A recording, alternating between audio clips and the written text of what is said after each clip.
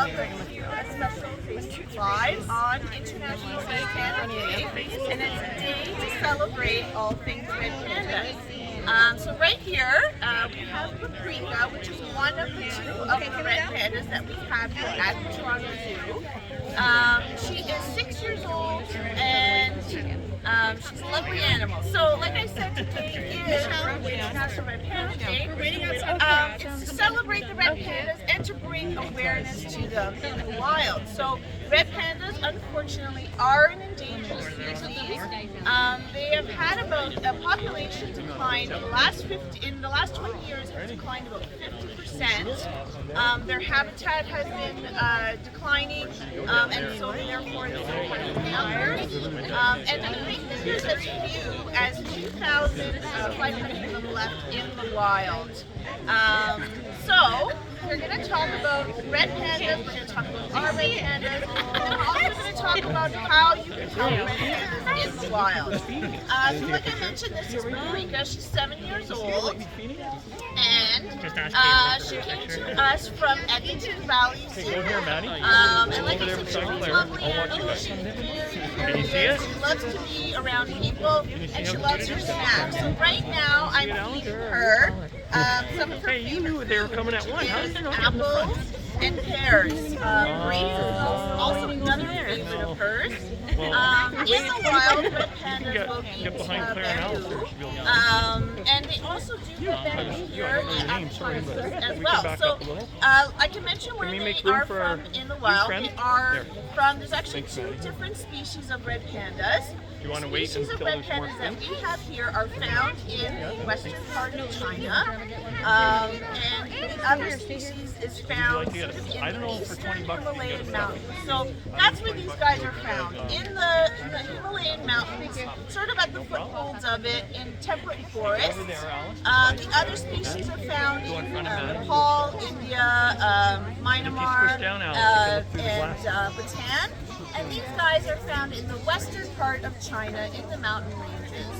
So in the wild, they'll eat lots of bamboo. That makes up about 80% of their diet. They also eat things like fruits. Sometimes they'll eat eggs, small insects, and birds. Here at the Toronto Zoo, they don't really love that stuff too much, but they definitely eat their bamboo, and they eat their fresh treats. And then we also feed them a panda chow, which is basically a linear sort of formula. It has all the vitamins and minerals all together. Have you seen enough, Maddie? So, these guys are called pandas, and so you might be thinking of the giant pandas. But giant pandas and red pandas are not related at all. Giant pandas are in fact bears, and these guys sort of belong to their own family tree. They thought that they were closely related to raccoons because, of course, they do look very similar to raccoons. But they are, in fact, closely related to mustelids, which are things like skunks and otters. So even though they do belong to their own family tree, if you had to relate them to another species, otters and skunks would be the closest. These guys are actually carnivores. So I mentioned all that food that they ate, bamboo, right? Leaves. But these guys are actually considered carnivores. But millions of years ago, they adapted to eat things like bamboo. So whichever panda millions of years ago decided to eat bamboo instead of meat survived and thrived. And so that became a new sort of adaptation that the pandas had. So these guys have a carnivore stomach, so their whole digestive system is a carnivore stomach, but they eat bamboo. And because they eat bamboo, their digestive tract is not really equipped to sort of process all that sort of roughage, all those leaves. So because of that, it takes a lot of energy out of their body, and red pandas then sleep a lot. So after they eat, they have to take time to digest all that food, and then that makes them pretty sleepy, and so they sleep quite a lot. These guys are crepuscular, which means they are active in both the dawn and at dusk. And then during the day, they'll choose to sleep And then at nighttime they sleep mostly, but they do wake up to eat every few, hours or so. These guys are arboreal, which means that they live in the trees. As you can see, they have very sharp claws here, and those help them to climb the trees. So they can go straight up a tree, and they sleep in the tree all day. They only come back down to go to the bathroom and to eat or drink. These guys are solitary, but very loosely solitary, so they do spend most of their time alone, but will come together in a sort of communal eating and defecating spot, and then also will come together for breeding. These guys are specially adapted. They can actually go straight down a tree when they're coming down from a tree. They can go head first. They have specially adapted bones in their back feet that help them to sort of hug the tree and allows them to go down the tree head first. What else? They are, of course, bright red. So you've heard that term firefox before. That's actually a term that they use to describe red pandas. And the reason that they have this red pattern is actually a type of camouflage. So the trees that they are found in the wild have lots of red moss on it. So when they're sitting in a tree, predators from above can't see them. They sort of blend into the moss. And that dark belly that they have underneath actually helps them to sort of camouflage from underneath because they just sort of disappear into the shadows. That marking on their face is thought to be for babies to find them in the nest box. And that long bushy tail, and it's beautiful long tail, but it actually has a purpose as well. So it helps to balance them while they're climbing through the trees.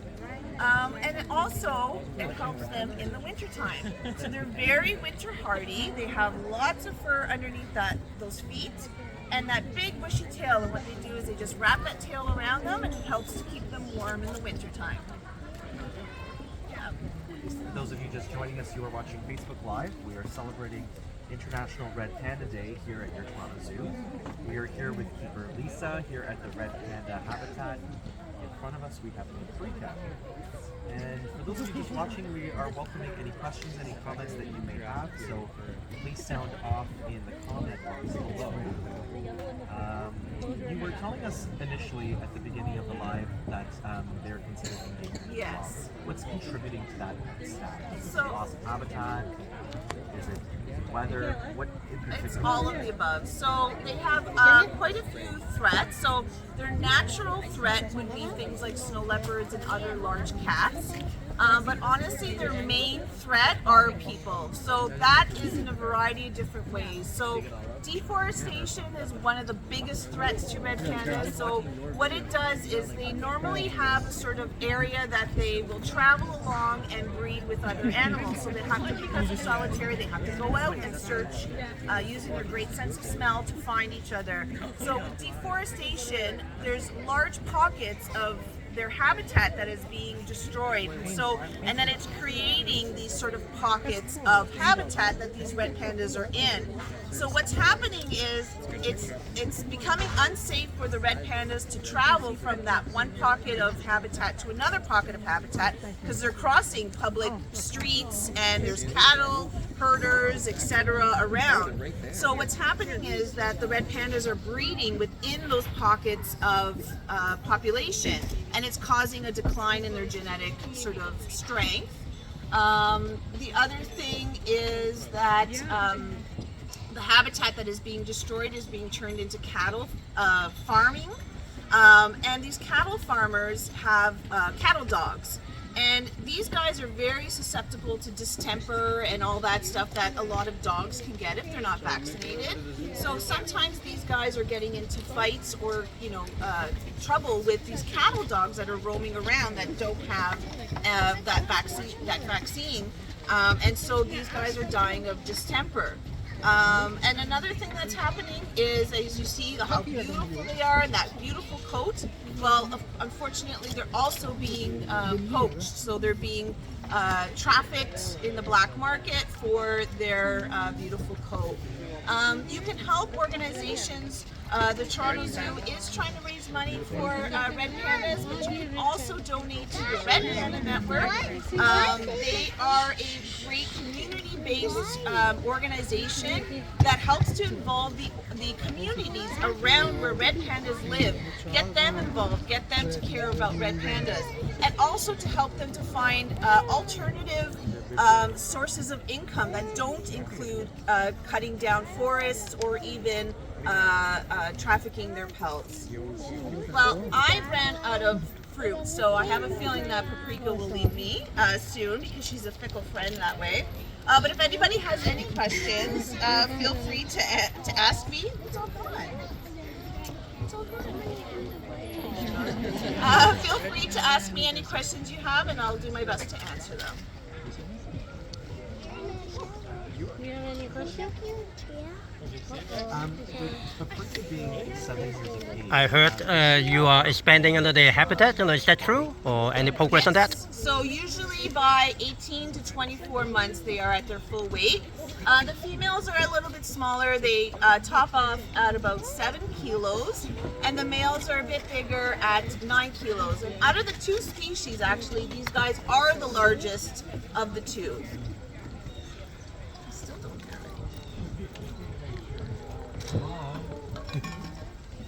And what interactions, if any, does she have with our male red panda, Suba? So because they're solitary, they only go together for breeding.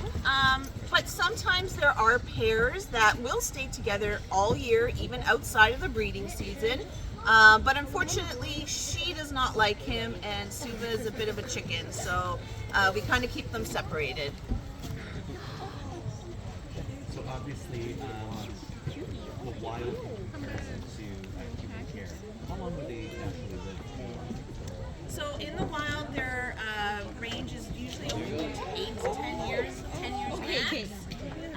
In the wild, they're usually about 15 to 16 years. There's actually one panda in the States that's like 20 years old right now.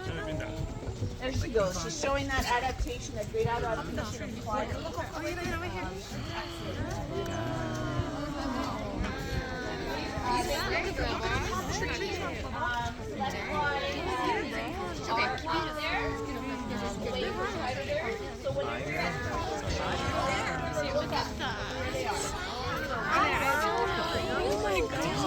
He's gonna jump.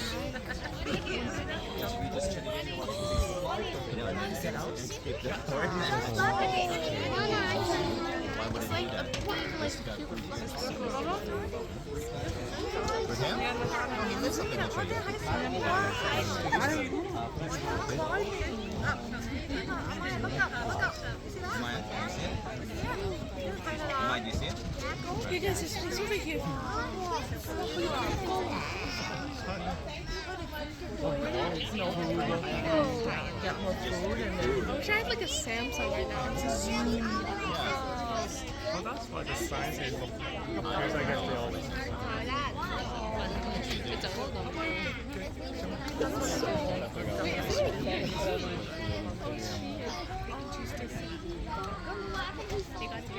I guess he died. What else? First of all, well, it's exactly.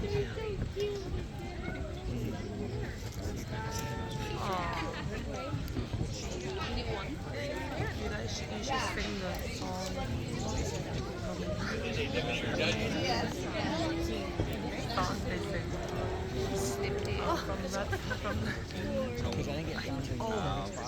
Chong, chong, chong.